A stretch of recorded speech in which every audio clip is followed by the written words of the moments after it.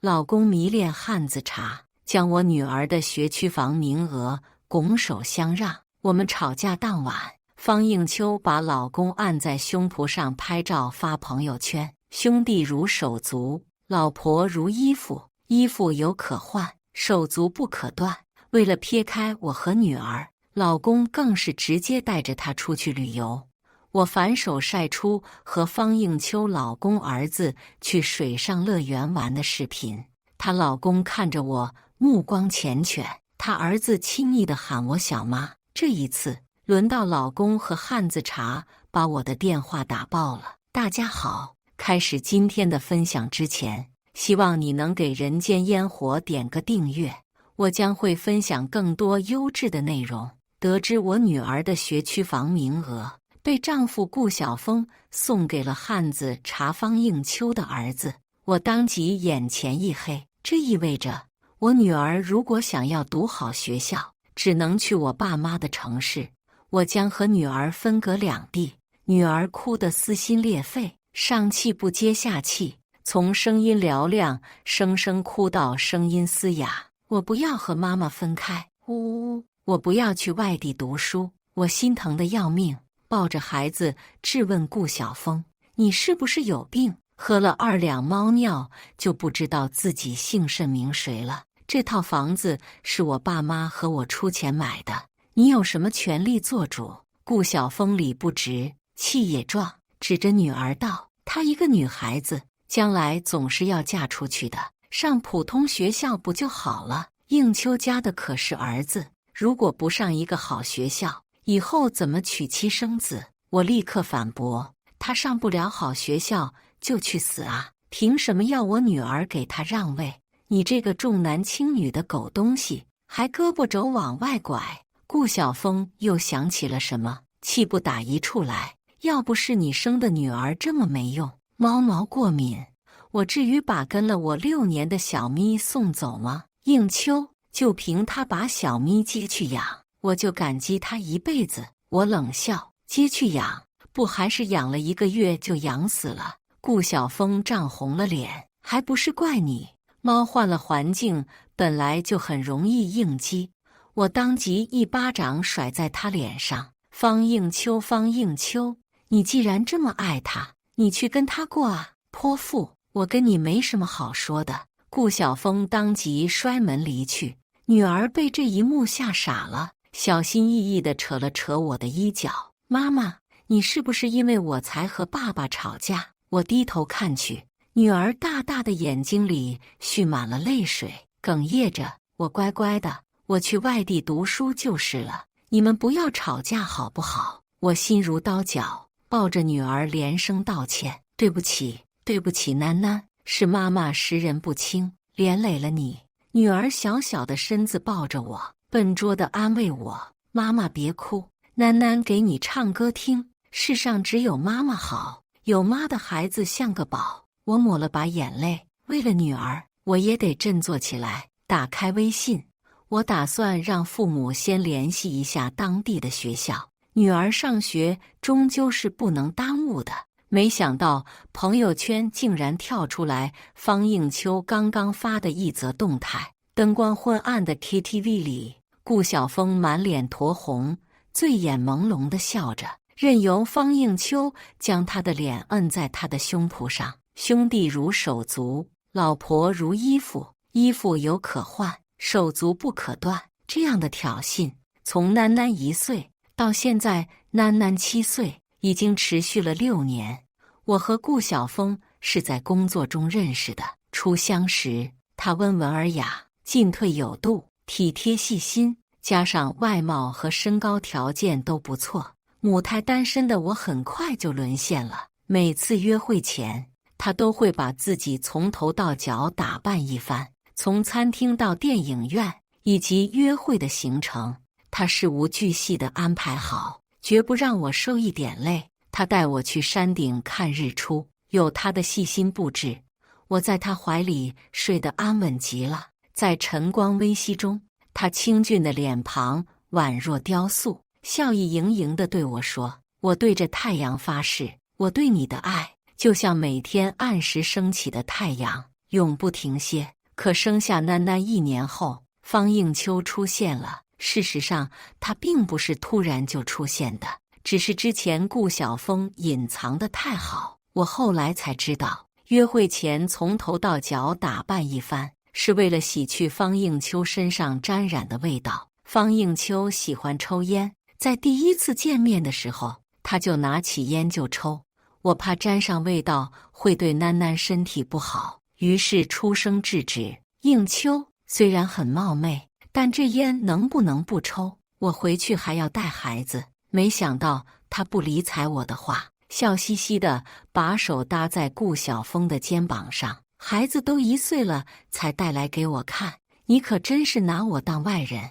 你跟他才认识多久，连养了这么久的猫都舍得送我，看来是见色忘义。顾晓峰抱着猫逗弄，很自然地笑道：之前她怀着孕不是不方便吗？现在孩子稳定了，这不马上就带来给你看了。猫放在你这儿养我才放心嘛。转头回复我：有烟味没事的，咱回去洗澡就行了。应秋她孩子也1岁了，不也没啥事儿吗？刺耳的话令我脸色一变。方应秋仿佛这时才看到我一般，打着哈哈：嫂子，你别介意，我这人就是不会说话。后来2人只顾逗弄猫，完全把我当空气。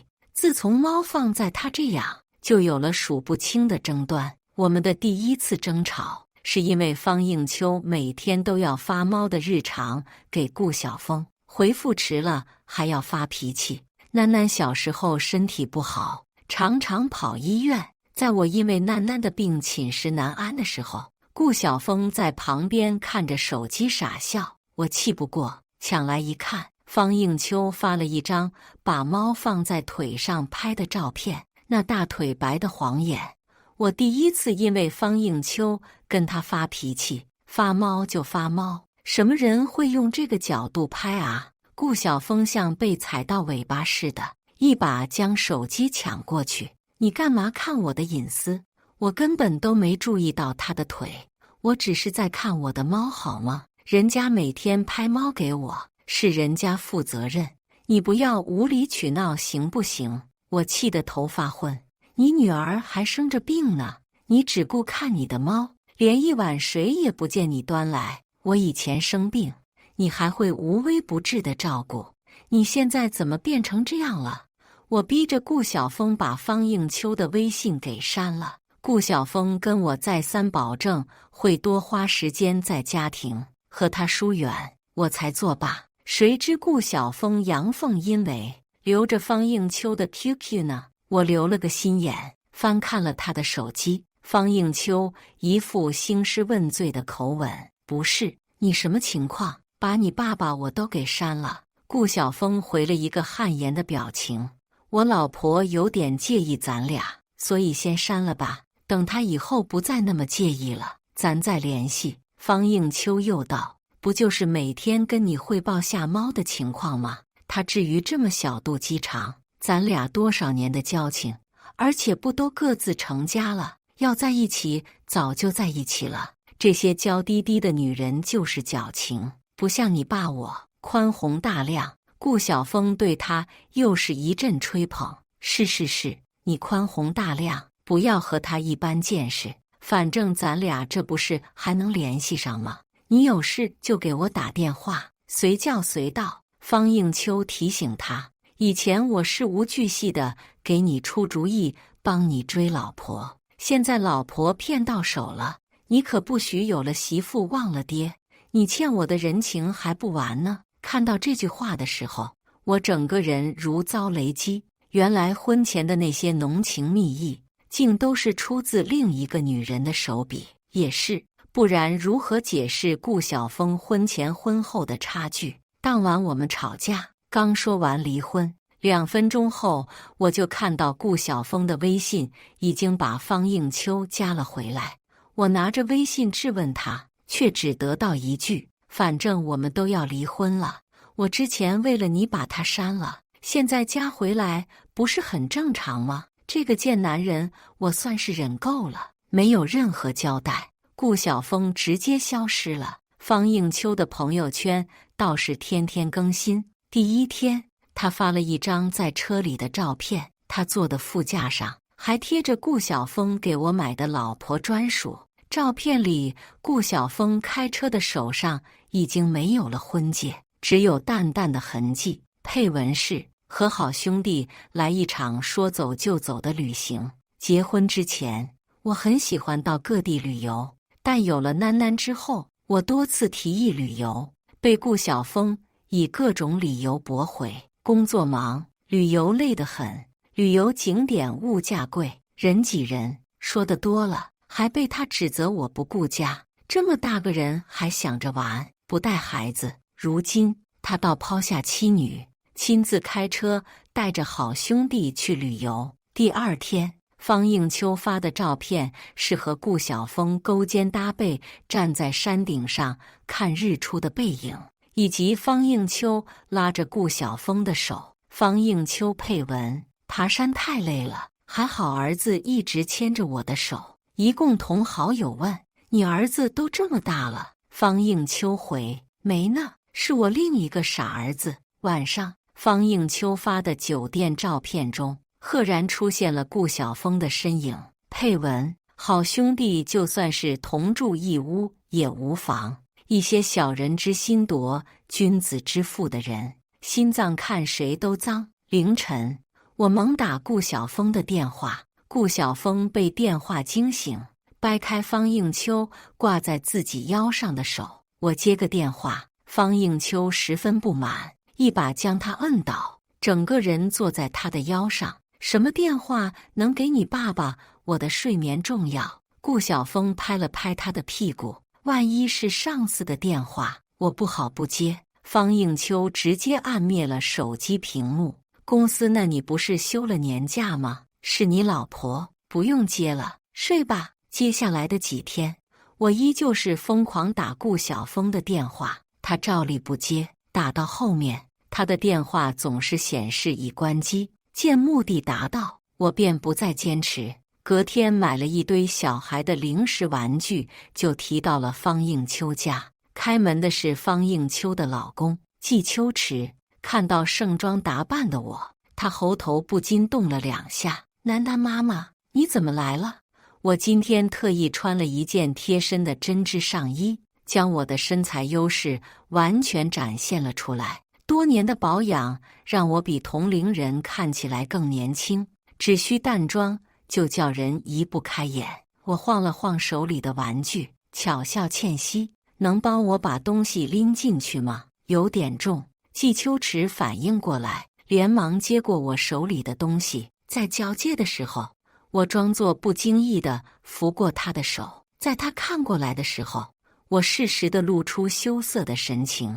方应秋的儿子季家瑞听到声音就迎了出来，看到地上都是零食和玩具，没有妈妈管控的他当时兴奋地大叫：哇，这么多礼物，都是给我的！我笑着摸摸他的头：对呀，都是你的，开心吗？开心，谢谢阿姨。我温和地纠正他：我和你妈妈是好朋友，你以后就叫我小妈就行了。季家瑞笑得合不拢嘴，小妈喊完便迫不及待地把东西拿到房间里了。季秋池有些不好意思：你来就来嘛，不用带这些东西。我不接他的话，只眼里蓄满泪水，万分凄苦地看向他：季大哥，我这次来其实是因为我老公，最近他和应秋走得挺近，我不知道自己是哪里做得不好。季秋池眼神回避：应秋他比较有主见，我也管不了他。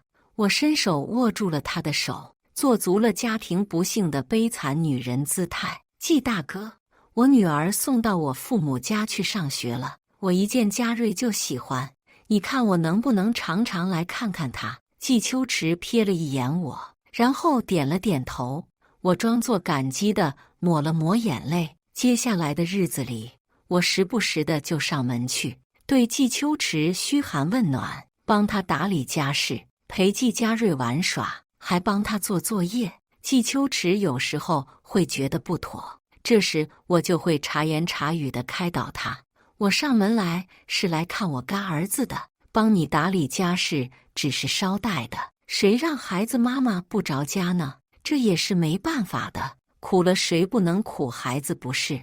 季秋池这几天要送孩子上学，一边上班一边打理家务，早就分身乏术。要是没我帮忙，他几乎要崩溃了。想到妻子多年来和其他男人不清不楚，他心里也早有怨怼。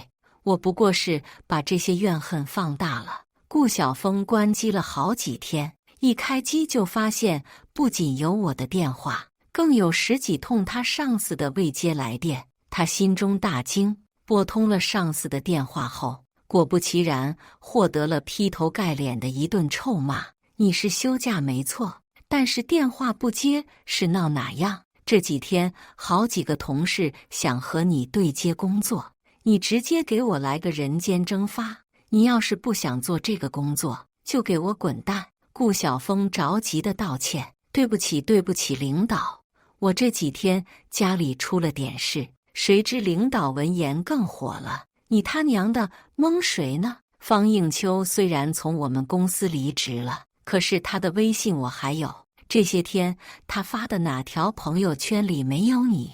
顾晓峰闻言大惊，我领导缓了口气，你的私生活怎么乱我都管不着，可是你的项目还在收尾当中，不是完全结束了。我做主，你直接离职吧，我们公司用不起你这样的大爷。说完后，领导直接把顾晓峰的电话拉黑了。旁边不知情的方应秋还兴高采烈地贴上来，傻儿子，咋了？谁惹你生气了？又是那个黄脸婆，别气了，过来跟爸爸一起拍照。顾晓峰憋了一肚子火，方应秋直接撞枪口上了，直接把他推倒在地。拍你妈呢？都是因为你矫情的不行，非要我把手机关机，害我错过领导的电话，现在饭碗也没了。方应秋知道自己闯下大祸，拉着顾晓峰的手撒娇，哎呀，别生气了嘛，这么个破公司不带就不带了，你这么优秀，下一个公司更好。顾晓峰看着他矫揉造作的样子，平时无论他怎么闹，只要没触及底线，他都愿意让他3分，享受这种2个女人为他争风吃醋的感觉。但是这次关乎到他的前途，你说的倒轻巧，我换个公司再重新熬，我他妈好不容易熬上了一个小主管的位置，都被你搅和了。说完，他扔下方应秋，头也不回地离开了。方应秋刚好刷到我发的朋友圈，照片中我穿着泳衣，身后是季秋池和季家瑞2父子。季秋池看着我的目光温柔缱绻，季家瑞高兴地抱着我的手臂喊小妈。这条朋友圈是仅方应秋可见，方应秋气疯了，追上顾晓峰就把手机贴在他脸上，你看看你的好老婆，趁我不在勾引我老公和儿子。顾晓峰那里，我给他发的是一份律师起草的正式的离婚协议，房子和车子都是我的婚前财产。顾晓峰还没获得什么好处，就得被迫出局，他当然不甘心。这下轮到顾晓峰和方应秋打爆我的电话了，而这次我把电话关机，气定神闲地喝着季秋池给我泡的茶。季秋池踌躇了一会儿开口，我知道你要做什么，我不在意你怎么对付方应秋，但希望你不要伤害到我的孩子，我真的很爱他。这我倒是意外了，原以为季秋池是舍不得外面男人给他家提供的便利，才甘心戴绿帽子，没想到竟是因为爱孩子。我褪去脸上的温婉贤淑，冷眼看向他，那我的孩子就活该受伤害吗？顾晓峰把学区房的名额给了季家瑞，我得和自己的孩子分隔两地。季秋池沉默了一下，意识到自己被方应秋骗了，他竟然是抢了你女儿的名额。他跟我说是拜托朋友帮忙弄的，我放下茶盏，多说无益，现在木已成舟，季秋池积极弥补，我会带着嘉瑞到老家上学，你女儿可以转学过来。我摇了摇头，没用的，一旦名额用了，就只能6年后再重新申报。季秋池诚恳道歉，终究是我对不住你，你有什么要求，尽管开口。我赚了5万块给季秋池，季秋池让方应秋把这笔钱转到了我父亲的账户上。方应秋为什么突然叫我转钱？季秋池，之前我借了一个朋友的钱，本来是要给我妈交养老院的，上个月她不是走了吗？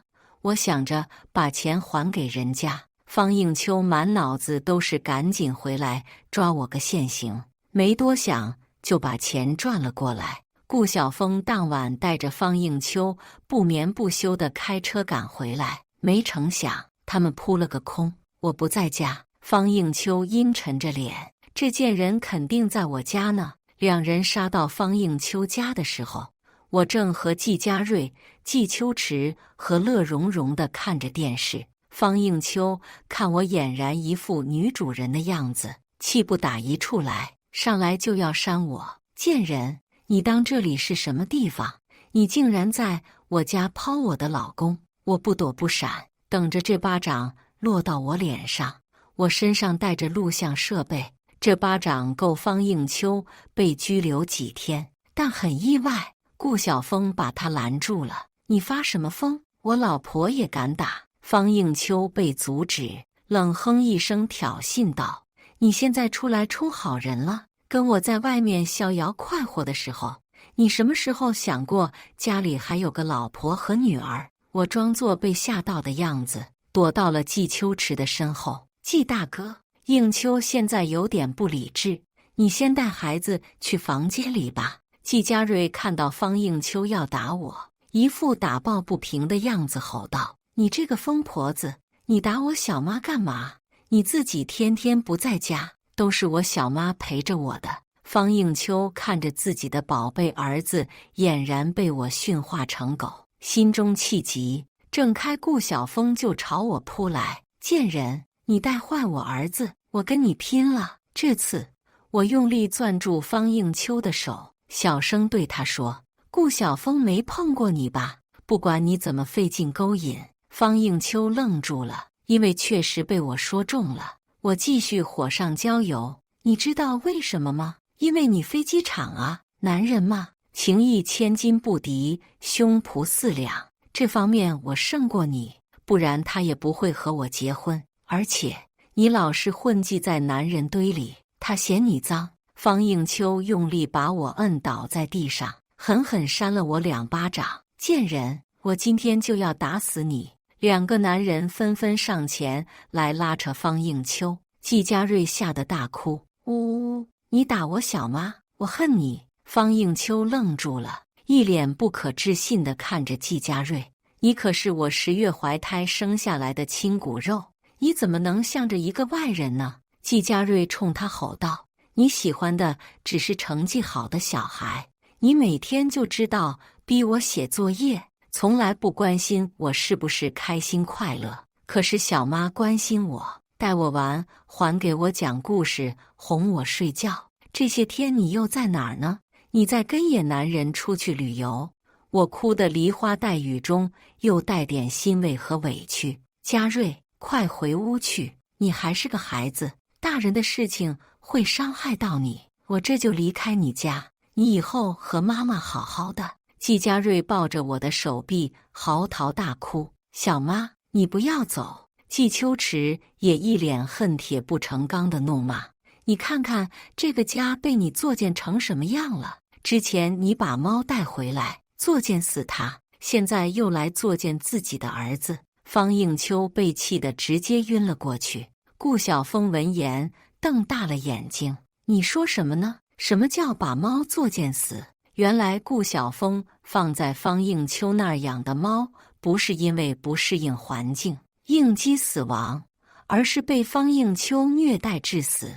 而起因就是我逼顾晓峰删掉方应秋的微信。回到家，我直接掏出打印好的离婚协议书，扔在顾晓峰面前，只2个字：签了。顾晓峰看都没看一眼，跪下来就开始扇自己耳光。老婆，是我错了，是我鬼迷心窍，被方应秋哄骗了，我该死，你能不能原谅我？他每扇一巴掌，都会偷偷地看我的脸色，下手的时候还收着劲儿，根本没有诚意。我冷着一张脸，还是那句话，把协议签了，我们好聚好散。顾晓峰握着我手苦苦哀求，囡囡不能没有爸爸啊，如果我们离婚了，他以后就是单亲家庭的孩子，在朋友中间怎么抬得起头？我笑了笑，你认错，是因为你现在没了工作，又没了家庭，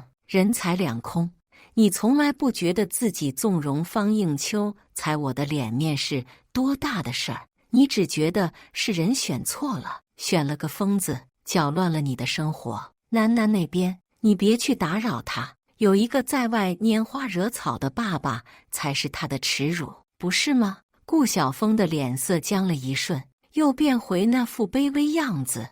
你不是也和方应秋的老公不清不楚的，咱们就不能把这一夜接过去吗？我抽出手，我去的是水上乐园，那么多人都在一个池子里，难道我和一池子的人都出轨了？你手机里那些开房记录、转账记录，难道不比我过分？顾晓峰又想怒又只能笑，一张脸扭曲又精彩。老婆，你现在在气头上，我们2个人都冷静一下。说完，他便拿上一个行李箱，开始收拾东西，一边收拾还一边偷看我。我翻了个白眼，直接拿上钥匙出门。顾晓峰凄凄哀哀地拉住我的手，低眉顺眼地朝我撒娇：老婆，你怎么不挽留我啊？你挽留我，我就留下来。我甩开他的手，你收拾好了我再回来，看到你就会气。另一头，季秋池也和方应秋提了离婚，并且拿着我提供的证据上诉，以方应秋是婚姻过错方为由，要季家瑞的抚养权。方应秋当即叫了一伙人打上我的门来，听到方应秋在外叫嚷的声音，我通过监控查看外面的情况。沈诗怡，你个婊子，勾引我老公，让我老公和我离婚，你自己躲在这美美花我老公的钱。他的亲戚朋友纷纷附和着，把我家的门拍得砰砰响。有脸当婊子，怎么没脸出门啊？你不就是喜欢炫耀你胸前那2两肉吗？我今天就给你割了，看你晃荡什么！沈诗怡贱人，你给我滚出来！周遭的邻居大妈们好奇地迎上来八卦，这家的囡囡妈妈是小三。方应秋见有观众，更是挺直了腰杆。对，就是他，这个贱人穿着骚布约我老公去水上乐园，还买些不值钱的玩意儿，哄得我儿子和我离心。一边说着，他一边抹泪。哎呦，我10月怀胎，好不容易生下来的儿子，现在竟然都不肯见我了。一群大妈纷纷对着我的门指指点点，真是想不到他是这样的人。有什么想不到的？一个女人不想着操持家务，天天打扮得花枝招展的，可不就是不守妇道吗？我最讨厌小三了，我女儿的前夫就是被一个大胸小三勾引的。自以为站在道德制高点的众人越说越激动，直接开始哐哐砸门。门外这么多人围堵，我并没有轻率地出去，而是透过可是门铃警告他们：方应秋，你勾引我老公，和我老公去酒店开房，竟然还有脸污蔑我。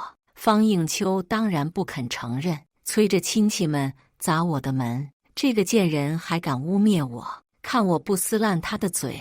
在他们叫嚷的时候，我已经报了警，但警察出警还需要时间。就在这时，异响突生，门口响起了按密码的声音。方应秋竟然有我家门的密码，原本只要我把门反锁，就算是有密码也打不开门。但我思索了一下，转头躲进了卧室，将门反锁。哼，贱人，没想到我有你家的密码吧？滚出来！方应秋带着一群人威风凛凛地闯入了我家。他的那些穷亲戚看到我家华贵的装潢，不由得生出羡慕嫉妒恨的心情。不管3721，看到东西就往兜里揣。方应秋非但不阻止，反而还怂恿他们多拿一些。对，多拿点，多拿点。这婊子不知道从我老公那偷了多少钱，能拿多少拿多少。此言一出，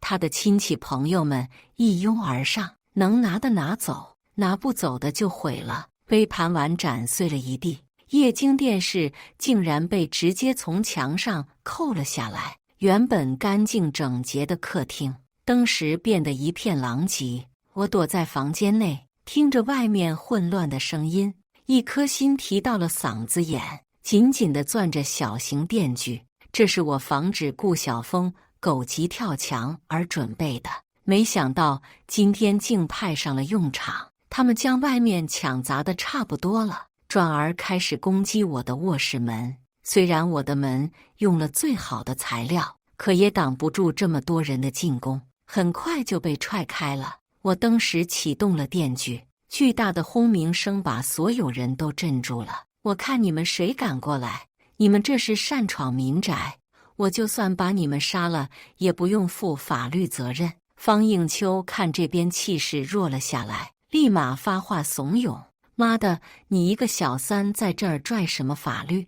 你做的事儿难道就不犯法？你屋子里这些东西全都是花我老公的钱买的，我砸了又怎么了？你敢报警试试？我把你当小三的事儿闹得人尽皆知，让你女儿一辈子抬不起头。众人纷纷附和，一个出卖肉体的贱女人，还在这里大言不惭地说法律，真是让人笑掉大牙。就是，我们今天就算是把你打死了，也只不过是为民除害罢了。一个中年男人看着我，目光淫邪，奸笑道：哼，我看把他抓来，让我们兄弟几个玩玩，看他还嚣张得起来吗？方应秋则附和：三叔，你说的对，这个贱人就是千人骑万人睡的，你们睡他都是便宜他了，他就是喜欢被男人睡呢。我看着气焰嚣张的众人冷笑，希望他们在被警察制裁的时候还能这样理直气壮。中年男人试探性地挥舞着棍子朝我打来，企图打掉我的电锯。我毫不迟疑，举着电锯就回击，木棍一下就被锯断了。我们一起上，不知道谁喊了一声，一群人拿着各式各样的工具就朝我袭击了过来。就在这千钧一发之际，荷枪实弹的武警赶到了，都给我停手！被武警保护起来的我放下了电锯，一双手颤抖得不行。我心里一阵后怕，还好早早把女儿送走了，不然她今天要是出了什么事，我说不定会把所有人都杀了，因为他们人数众多，持械闯入民宅，还打砸抢，性质十分恶劣。所有人都将被起诉，一听到要坐牢，众人纷纷慌了。我们是打小三，是在伸张正义。对，这个女的是小三，道德败坏，她说的话不能信。方应秋跳出来：你有什么证据证明是我们干的？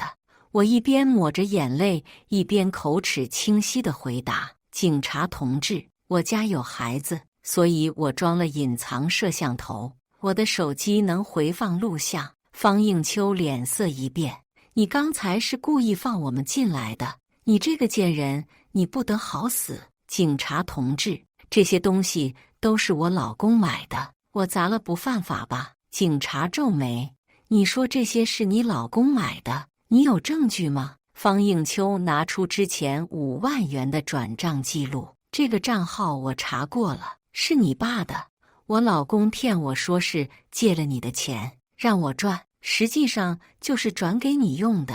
众人一看有证据，心里当时没那么慌了。对，警察同志，他收别人老公的钱，他就是个婊子。我立马调出我给季秋池的转账记录。警察同志，这钱是我借给方应秋她老公的，她要还钱，我让她转到我父母的卡上，有问题吗？警察看完证据，对我点了点头。沈女士，你放心，不管出于什么原因，都不是他们犯罪的借口。转头厉声呵斥众人：你们到现在还不知道自己犯了多严重的罪吗？入室抢劫在我国是重罪，别想着什么法不责众。今天监控拍得清清楚楚，你们那个人做了什么事，一个都逃不掉。众人这下傻眼了，一个中年妇女当即拍着大腿哭起来：哎呦，我一个老婆子，半截身子都要入土了，还要抓我，天理何在啊？你们警察肯定是收了这小三的钱，我们不服，我们要上诉。对，他还拿电锯威胁我们，要杀了我们呢，我们才是正当防卫。警察冷哼：你们说话给我小心一点，污蔑国家公职人员也是可以判刑的。你们闯入别人的家里大砸抢，别人拿起电锯是为了保护自己，他才是正当防卫。你们一群法盲，回去多读点书吧，全部带走。一声令下，所有警察同时出手，将人一个个铐起来。别抓我啊！我是被方应秋骗过来的，我什么也没干，他才是主犯啊！所有人这下才想起这件事的始作俑者是方应秋，将矛头对准了他。都是你这个贱人，欺骗我们！你自己当小三，还打上别人的门，你要脸吗？就是，还口口声声说人家家里的东西是你老公买的。我早就想说了，你老公那仨瓜俩枣的工资，买得起这么好地段的房子吗？害得我们为了帮你，惹得一身骚，要赔钱就由你来赔。警察同志要抓人就抓他一个啊，别抓我！方应秋见大势已去，毫不客气地回怼：我呸！一群眼皮子浅，没见过好东西的乡下人，是我让你们抢东西偷东西的。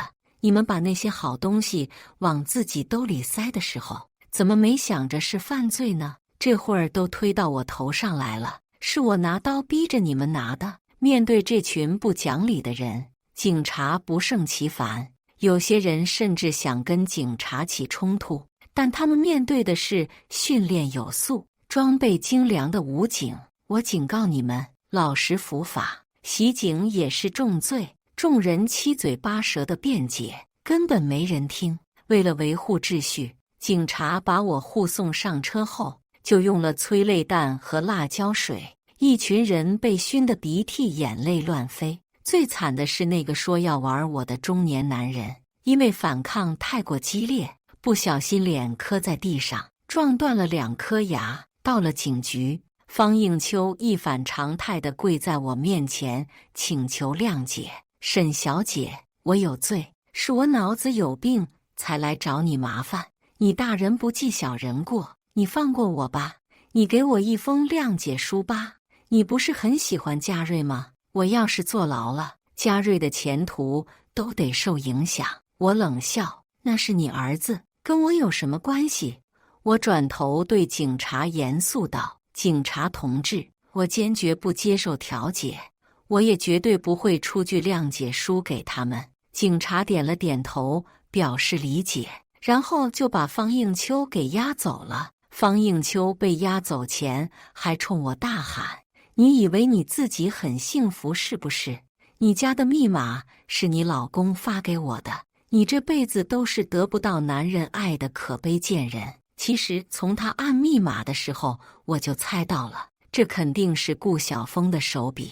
出了警局，顾晓峰看到我毫发无伤的出来，有些愣神。怎么，看到我没事，你很意外啊？顾晓峰变了脸色。老婆，你这是什么话？我肯定是担心你啊！我一把将他推开。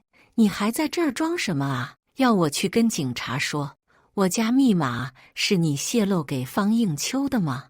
你猜会判你一个什么罪？我想想，教唆犯罪吧。顾晓峰慌了，立马跪了下来。老婆，我错了，你千万别告发我。我看到他这副样子，连生气都懒得生气，怕我告发你，你就赶紧把离婚协议签了。顾晓峰身子一软，终于妥协了。好，我签。方应秋和当天进我家打砸抢的亲戚，按照犯罪的轻重，都被判了刑。季秋池还打电话过来感谢我，当初要不是你帮忙，我也不会这么容易离婚。决定布局的那天，我借给了季秋池50万，并签订了借款协议。方应秋转给我的那5万还款，是为了这份借款在方应秋那里过一道，这样法院会认定方应秋对这个借款知情，从而将这份借款从个人借款变成夫妻共同债务。由此一来，方应秋就算和季秋池离婚，也得背上一半的债务。季秋池凭借这份债务逼方应秋签了离婚协议，而方应秋作为犯罪嫌疑人，自然而然失去了抚养权。因为方应秋是过错方，季秋池承担抚养责任。法院在判决的时候，将夫妻共同财产划分了大半给他，而季秋池负责帮我监视方应秋的一举一动，方便我提前做准备。收到季秋池50万的还款，我心情放松下来，打趣季秋池：借款协议还在我这里，你就不怕我讹你？没想到季秋池斩钉截铁地说：我相信你，你不会这么做的。闻言，我撕合同的手一顿，而后就是一阵苦笑。一个认识没多久的人，敢如此对我交付信任，和我联手做局，可我的枕边人却只想着算计我。囡囡跑来抱住我：妈妈，快来吃饭了，姥姥今天做了你最爱的3鲜饺子。看着女儿的笑颜，我释怀了。去他娘的狗男人，老娘有女万事足。以上就是今天分享的故事，大家有什么想说的、想吐槽的，欢迎在下方评论交流，也更希望能给人间烟火点个订阅，我将会分享更多优质的故事内容。